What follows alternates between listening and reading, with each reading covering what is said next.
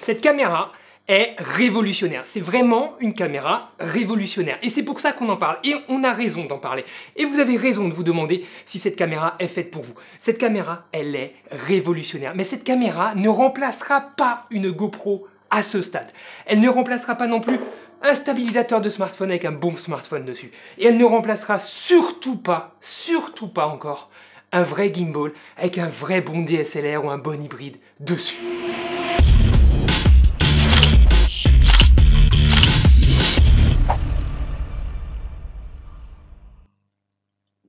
Chaud. Bon, avant de commencer, vous vous en doutez, moi aussi, j'ai mon petit revendeur à remercier, comme tous les autres youtubeurs. Dans mon cas, ça va être Studio Sport. Merci à vous les gars de m'avoir envoyé cet Osmo Pocket pour pouvoir le tester dès le jour de sa sortie, à savoir le 28 novembre 2018. Pourquoi je n'ai pas sorti de vidéo plus tôt? Pourquoi je sors cette vidéo après tout le monde? Tout simplement parce qu'il était un peu prématuré, selon moi, de sortir une vidéo tout de suite lors de son annonce, étant donné que nous n'avions pas encore de disponible la bonne application pour s'en servir. Jusque-là, en fait, nous n'avions que de disponible une version de développement, une version bêta de l'application, donc nous n'avions pas toutes les fonctionnalités que propose l'Osmo Pocket, en tout cas, toutes les fonctionnalités que vous aurez une fois que vous aurez reçu votre Osmo Pocket, si celui-ci vous intéresse. D'ailleurs, en parlant de ça, sachez que vous avez 15 € de remise chez Studio Sport si vous voulez acheter l'Osmo Pocket, si vous êtes déjà convaincu ou si vous êtes convaincu à la fin de cette vidéo. Voilà, 15 € chez Studio Sport, c'est toujours bon à prendre en cette fin d'année, en cette période de fête, en cette période où tout le monde fait des remises, y compris le gouvernement. J'ai beaucoup trop d'énergie après ma grippe, je suis désolé, mais voilà, je suis une pile à combustion. Alors, à savoir qu'il y aura 2 vidéos sur l'Osmo Pocket, il y en a une autre que je vais filmer la semaine prochaine avec Anthony, donc mon assistant, vous le connaissez un petit peu. Cette vidéo, elle est là déjà pour mettre en avant les choses dont on n'était pas encore au courant, étant donné donc qu'on avait une version développeur de l'application et que maintenant on a enfin la vraie version de l'application DJI Mimo. Voilà, dans cette nouvelle version, dans cette mise à jour de l'Osmo Pocket, on a un certain nombre de features qui n'étaient pas encore disponibles auparavant, dont vous n'avez pas encore entendu parler normalement. Donc c'est pour ça qu'il y a cette vidéo, et c'est aussi et surtout pour vous donner déjà un premier avis là-dessus, puisque vous êtes très nombreux à me le demander sur les réseaux sociaux. Alors déjà, quelles sont mes premières impressions par rapport à cette toute petite caméra? Quelles ont été mes premières impressions? Et bien je pense que comme tout le monde, ça a été de me dire « Waouh, j'ai en face de moi l'objet technologique que j'attendais depuis des années sans le savoir. » C'est-à-dire une petite caméra qui rentre dans la poche, qui est transportable, qui va partout avec moi, n'importe où, n'importe quand, qui fait de la 4K 60 fps et qui en plus est stabilisé avec un vrai système de stabilisation, contrairement à une GoPro Hero 7. Ici, on a un gimbal 3 axes, vous le savez, et ça, forcément, de cette taille-là, c'est unique, ce que nous a fait DJI, et c'est pour ça que je suis autant excité dans cette vidéo et dans l'introduction de cette vidéo. C'est parce que, je vous l'ai dit, cette caméra est révolutionnaire, parce qu'elle prend une place sur le marché qui n'était encore occupée par aucune autre alternative. Aucune autre caméra, en tout cas, pas dans ces budgets-là. Alors ça, c'est bien beau, j'ai maintenant, effectivement, depuis 3 semaines, dans ma poche, une toute petite caméra stabilisée qui filme en 4K 60 fps comme je viens de vous le dire.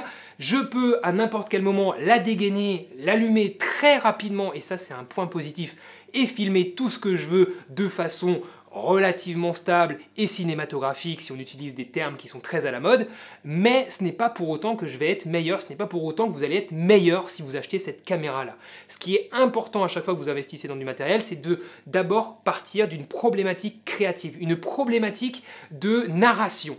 Est-ce que, oui ou non, aujourd'hui, vous avez déjà cette problématique-là de vous munir d'une caméra toute petite qui se glisse dans une poche et qui se glisse un petit peu partout dans un environnement pour créer des plans originaux. Si vous avez cette problématique-là, dans ce cas-là, cette caméra peut répondre à vos problèmes dans une certaine mesure. Si ça n'est pas quelque chose que vous recherchez, dans ce cas-là, investir dans de nouveaux matériels ne vous servira à rien. Et on prend souvent le problème dans le mauvais sens. On achète souvent les dernières nouveautés en pensant que ça va nous rendre meilleurs, que ça va booster notre créativité, mais c'est se tromper, puisque d'abord il faut partir d'une problématique créative, une problématique de narration comme je viens de vous le dire, et ensuite voir quelles solutions technologiques existent pour pouvoir répondre à cette problématique de base. Et parfois, on a juste besoin de bricoler des choses chez soi et on y arrive très bien. Mais attention, cette caméra-là ne s'adresse pas que à ces personnes-là qui souhaitent filmer de façon cinématique, même si ce terme est utilisé à tort et à travers, il ne veut plus rien dire. Cette caméra-là s'adresse aussi et surtout au grand public, aux personnes comme mes parents par exemple, qui souhaitent juste partir en voyage, avoir un seul objet qui sert à filmer avec eux et un objet qui soit simple à utiliser, compact, transportable et qui produisent des images que je vais juger qualitatives quand ils vont me les montrer. Voilà, eux s'en foutent royalement des termes, ils savent pas ce que c'est que la 4K, ils savent pas ce que c'est que 60 fps, ils savent pas quelle est la différence et ils s'en foutent de savoir quelle est la différence entre une stabilisation mécanique, un gimbal 3 axes comme ça et une stabilisation optique numérique sur une GoPro ou sur un smartphone. Ils s'en foutent royalement de tout ça. Eux, tout ce qu'ils veulent, c'est un objet simple à utiliser, rapide à utiliser et qui produise des images qualitatives aujourd'hui en 2018 ou demain en 2019. Vous l'aurez donc compris, l'Osmo Pocket est un objet qui peut correspondre à plusieurs besoins. Mais qu'on s'entende bien, cette caméra-là, je l'ai déjà dit et je le répète, ne remplacera pas votre appareil photo qui filme, ne remplacera pas votre smartphone et ne remplacera pas votre GoPro pour le moment. Pourquoi? Parce qu'ici, on a une première version et on le sait, il y aura de futures versions, peut-être un Osmo Pocket Pro, un Osmo Pocket 2 avec un capteur plus performant, peut-être un capteur plus grand. Et dans ce cas-là, on s'adressera à un public un petit peu plus expérimenté, un petit peu plus attentif à la qualité photo et vidéo. La qualité vidéo, justement, parlons-en, parce que c'est quand même quelque chose qui va m'intéresser énormément et qui vous intéresse aussi. Et bien, il n'y a pas de miracle sur l'Osmo Pocket, on est sur un tout petit capteur. Et qui dit petit capteur dit problématique en termes de dynamique d'exposition et problématique en termes de basse lumière. Donc forcément, on va retrouver ces problèmes-là sur l'Osmo Pocket. Il n'y a pas eu de miracle encore une fois. On a une image qui est très contrastée quand il y a beaucoup de différences d'exposition. Donc quand vous filmez en pleine journée et qu'il y a à la fois des zones très éclairées et des zones très sombres, ou si vous filmez de nuit et qu'il y a donc des vitrines éclairées et aussi des ruelles toutes sombres. Forcément, on va avoir une image très contrastée en sortie de boîtier et forcément, on va aussi avoir des hautes lumières qui vont être très rapidement cramées. Il n'y a pas lieu à s'étonner de voir ça, c'est le cas sur tous les capteurs de cette taille-là, c'est le cas sur tous les objets qui sont dans cette gamme de prix aujourd'hui. C'est pas ça qui va vous intéresser, qui doit vous intéresser, que vous devez rechercher dans l'Osmo Pocket, parce que vous ne trouverez pas une image exceptionnelle dans 100% des cas. Vous aurez une belle image quand il y a de la lumière un petit peu partout et que l'exposition est uniforme. Là, vous aurez une belle image. Donc dans ce cas-là, vous serez content. Par contre, ne vous attendez pas encore une fois à avoir quelque chose d'incroyable de nuit ou d'incroyable dans 100% des cas, parce que sinon vous serez déçu.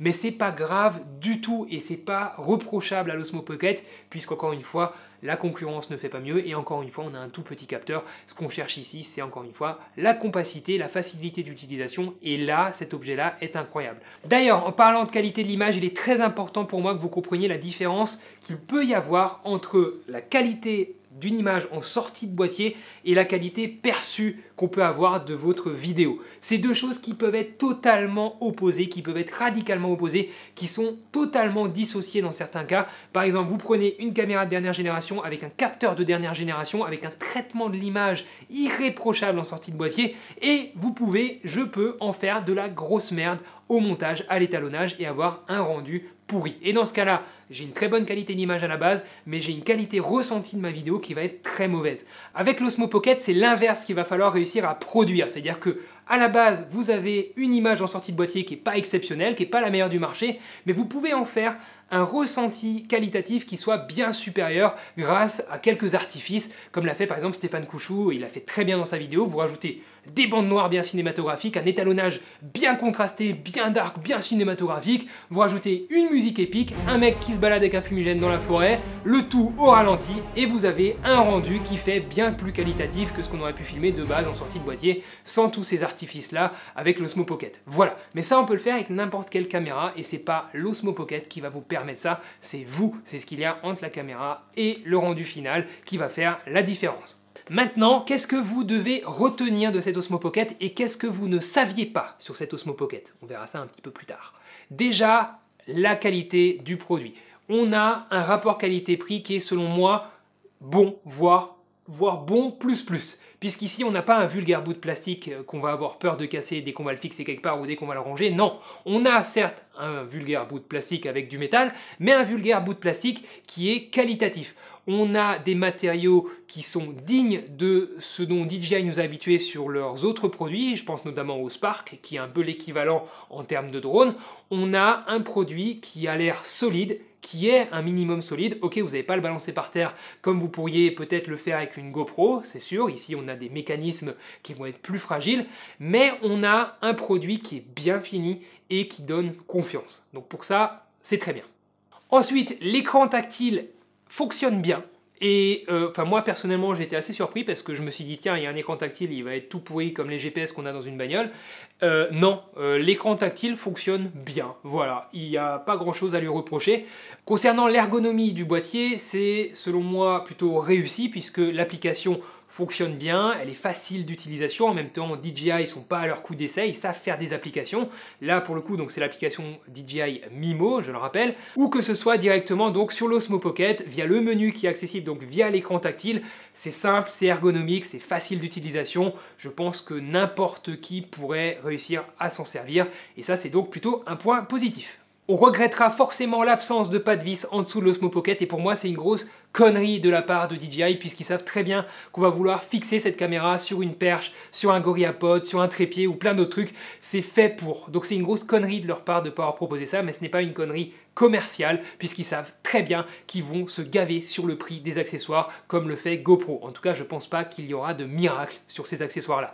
En attendant, vous pouvez faire comme Studio Sport et trouver des petits supports en impression 3D. Alors je pense que eux l'ont fait faire eux-mêmes, mais si vous avez une imprimante 3D ou si vous connaissez quelqu'un qui a une imprimante 3D, ouvrez une boutique en ligne, imprimez vos propres supports 3D et faites-vous des couilles en or en 2019 grâce à l'Osmo Pocket. Concernant les caractéristiques de la caméra, vous les connaissez déjà un minimum puisque je pense que vous avez déjà vu les vidéos de mes confrères. Vous avez de la 4K jusqu'à 60 images par seconde. Alors attention, à 60 images par seconde, vous n'avez pas le meilleur débit proposé par l'Osmo Pocket, mais vous avez un débit et une qualité d'image qui est très correcte. Par contre, ce que vous ne saviez pas, c'est qu'il y a un mode slow-mo, un mode ralenti sur l'Osmo Pocket. C'est arrivé avec la mise à jour justement de l'application et du firmware de l'Osmo Pocket, donc il y a quelques jours au moment où je fais cette vidéo. Ce mode ralenti vous permet de filmer avec un ralenti x4. Ce ralenti x4, c'est quoi? C'est du 120 images par seconde, donc en Full HD. Attention, ce mode-là n'est pas exceptionnel en termes de qualité, c'est même plutôt passable, parce qu'on est dans les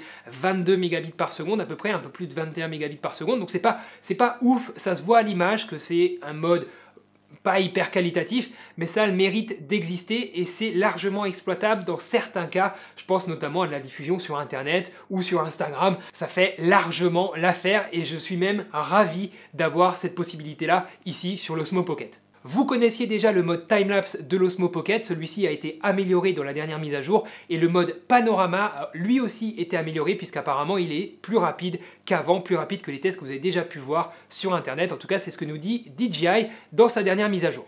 L'autofocus a lui aussi été amélioré avec la mise à jour du firmware et de l'application, donc attention aux tests que vous voyez et qui datent d'avant le 12 décembre. Si vous notez que l'autofocus n'est pas très performant ou bouge un peu, pompe un petit peu, si la vidéo date d'avant le 12 décembre, c'est normal entre guillemets puisque la personne a réalisé un test avec une version en développement de l'application et du firmware de l'Osmo Pocket. De mon côté, qu'est-ce que je peux en dire de cet autofocus? Ça fait pas des miracles en autofocus continu, hein. On n'est pas sur une technologie de capteur à la Sony où on a quelque chose d'ultra réactif comme ce que j'ai par exemple ici. Voilà, là c'est plutôt réactif et encore je suis en vitesse normale au niveau de l'autofocus. On est sur quelque chose de plus lent, ça m'étonne pas. Par contre on a un tracking sur le visage qui est très bon et on a la possibilité de figer notre mise au point en restant appuyé sur l'écran tactile du smartphone, ce qui est très pratique et ça fige également l'exposition. Du point de vue des autres optimisations par rapport à ce que vous avez déjà pu voir comme test, nous avons l'optimisation du son qui, selon moi, était plutôt moyen. Je rejoins Jérôme là-dessus. Le son n'était pas très bon sur l'Osmo Pocket, selon moi. Très électrique, très aigu comme ça. Pas très qualitatif pour moi.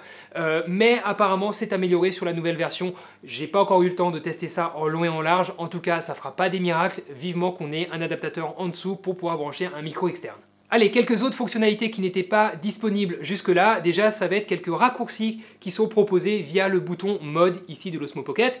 Quand vous appuyez 2 fois sur le bouton mode, vous réinitialisez la position de la caméra. Et quand vous appuyez 3 fois sur ce même bouton-là, vous la positionnez en mode selfie. En fait, vous passez du mode normal au mode selfie. C'est très pratique de l'avoir là. C'est vrai que quand je l'ai eu pour la première fois en main, je trouvais ça peu pratique de devoir passer par l'écran et le menu tactile pour passer en mode selfie. Avoir ça directement sur un bouton en appuyant 3 fois, c'est quand même beaucoup plus pratique. Et enfin, dernière chose qui va peut-être vous paraître ridicule, mais croyez-moi, c'est très pratique parce que la première fois que vous essayez de ranger votre Osmo Pocket dans sa pochette, vous galérez sans cette option-là, et cette option vient d'apparaître, c'est que lorsque vous l'éteignez, le gimbal se positionne correctement, directement, pour être rangé dans l'étui. Et ça, c'était pas le cas avant. Et ça, c'est vraiment, vraiment cool.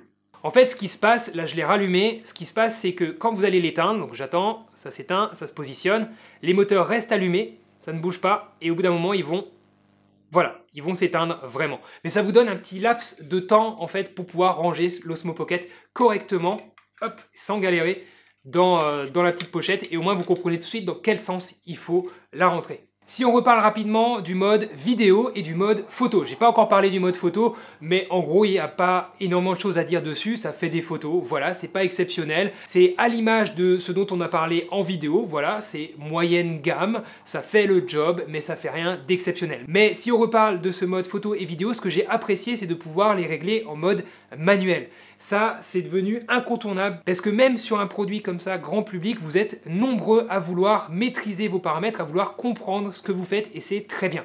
Donc pouvoir régler tout ça en manuel là-dessus, c'est juste incontournable et c'est disponible. Donc merci DJI pour ça, vous avez accès à la vitesse d'obturation, aux ISO, mais aussi à la balance des blancs et ça, c'est juste parfait. Voilà, vous savez maintenant ce que je pense de cette Osmo Pocket qui est une caméra parfaite pour moi, pour vlogger, pour avoir quelque chose de run and gun tous les jours sur moi sans me poser la question de savoir si oui ou non j'ai la place d'emmener quelque chose qui filme de façon stable.